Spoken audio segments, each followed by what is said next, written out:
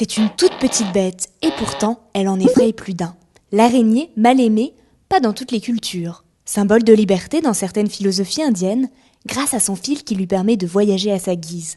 Sa toile vient capturer les mauvais rêves chez les Amérindiens.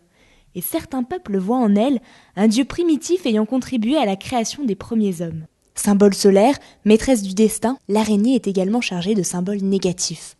En Grèce antique, elle incarne la déchéance de l'être qui s'est risqué à défier les dieux. Autrefois sous les traits d'une jeune femme, elle s'est vue transformée en araignée après avoir battu la déesse Athéna dans l'art du tissage. L'araignée divise, fascine, répugne et effraie. Mais d'où vient cette peur de la petite bête à 8 pattes ? Pour les spécialistes, il existe plusieurs origines.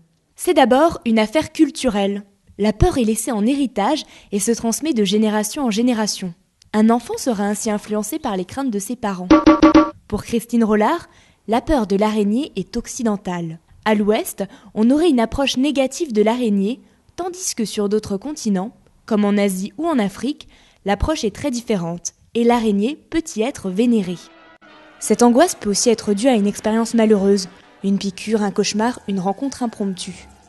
Monstre velu, au venin mortel, le cinéma n'échappe pas à la règle et a grandi la peur de la bête à 8 pattes. Et pourtant, les araignées font partie d'un monde bien coloré. En France, seulement 20 espèces sont connues du commun des mortels.